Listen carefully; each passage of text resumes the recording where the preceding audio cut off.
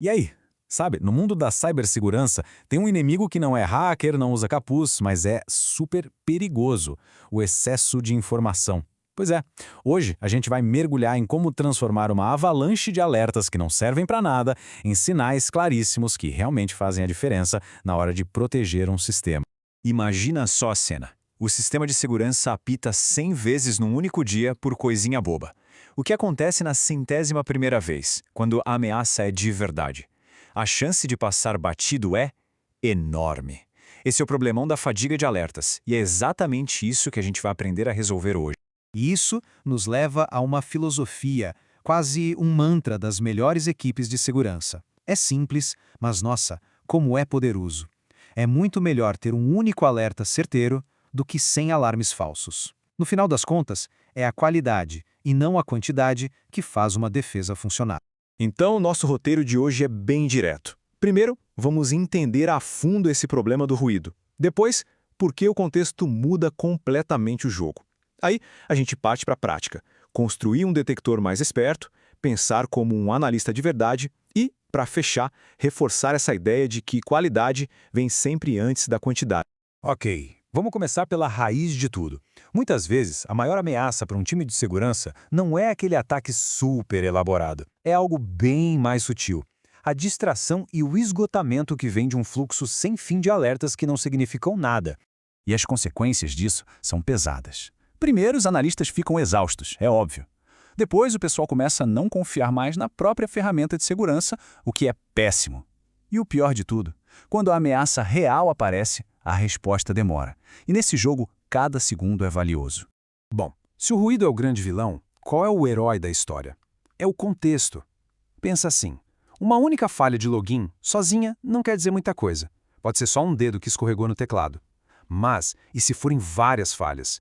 Vindo de um lugar estranho, num horário totalmente incomum, e mirando uma conta super importante. Ah, e a história muda de figura. É como se um bom analista tivesse uns filtros mentais. Sabe, ele olha e pensa, isso veio de um IP interno, da própria rede? Ah, então tá tranquilo, é de casa. Depois, opa, estão tentando acessar o usuário root? Atenção máxima, porque se invadirem aí o estrago é gigante. Aí ele olha o relógio. Isso está acontecendo de madrugada? Suspeito. E por fim, o IP é de fora, de um lugar desconhecido? Pronto, acendeu a luz vermelha.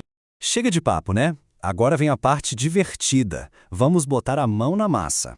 Vamos ver como essa lógica toda de filtros funciona na prática, passo a passo, para construir um detector que pensa como um analista experiente e consegue achar as ameaças de verdade no meio de tanto dado. O processo é super lógico, são 4 passos bem diretos. Primeiro, a gente limpa o que é obviamente lixo. Segundo, mira no que é realmente crítico. Terceiro, procura por qualquer coisa acontecendo fora de hora. E quarto, o grande finale. A gente junta tudo isso para ver se encontra um padrão de ataque real. Então, filtro número 1, tirar o que não interessa. Basicamente, a gente fala para o sistema, olha, qualquer tentativa de login que venha de um IP interno, de confiança como o da própria máquina, pode ignorar. É o primeiro passo para limpar o terreno e focar no que importa. Filtro 2, agora é mirar no alvo certo. Com esse ajuste, o nosso radar só vai apitar para tentativas de acesso em contas super importantes, tipo admin ou root. E por quê? Simples, porque um ataque bem sucedido numa conta dessas é basicamente fim de jogo. E o terceiro filtro é o tempo. Aqui, a gente ajusta a nossa lupa para focar só no que acontece na calada da noite, fora do horário de expediente. É o momento em que as coisas estranhas costumam acontecer, então é lá que a gente tem que olhar com mais atenção. E agora, a mágica acontece. A gente junta tudo. O sistema agora só vai disparar um alerta quando todas as condições forem atendidas. Ou seja, múltiplas tentativas de senha errada, numa conta crítica, vindo de uma fonte externa, num horário totalmente incomum. O resultado? Um alerta que, olha, dá para confiar de olho fechado. Beleza, agora vamos virar a chave. Imagina que o alarme acabou de tocar. Um alerta gerado por esse nosso sistema inteligente pintou na tela. O que será que passa na cabeça de um analista de segurança nesse exato momento? Vamos simular esse processo. Primeira coisa, na lata. Qual é a conta-alvo? É root, admin? Se a resposta for sim, o nível de alerta já sobe imediatamente. A prioridade é sempre guiada pelo tamanho do estrago que um ataque ali poderia causar. Segunda pergunta, quando isso aconteceu? Foi no meio da tarde de uma terça-feira ou às 3 da manhã de um domingo? O relógio é um ótimo dedo duro. Ele nos dá o contexto para saber se aquela atividade é normal ou muito, muito estranha. E a última peça do quebra-cabeça? De onde veio isso? Foi de um IP aqui de dentro da rede, um IP conhecido, ou de um endereço lá do outro lado do mundo que nunca apareceu por aqui antes? Um IP externo e desconhecido é um indicador fortíssimo de uma tentativa de ataque.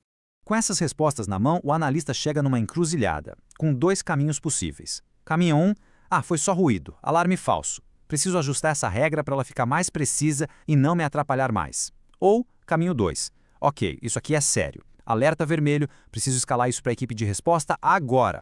E com isso a gente fecha o ciclo. Quando se troca aquela mentalidade de quanto mais alerta, melhor, por uma focada em contexto, a mudança é da água para o vinho. É uma transformação real para qualquer equipe de segurança.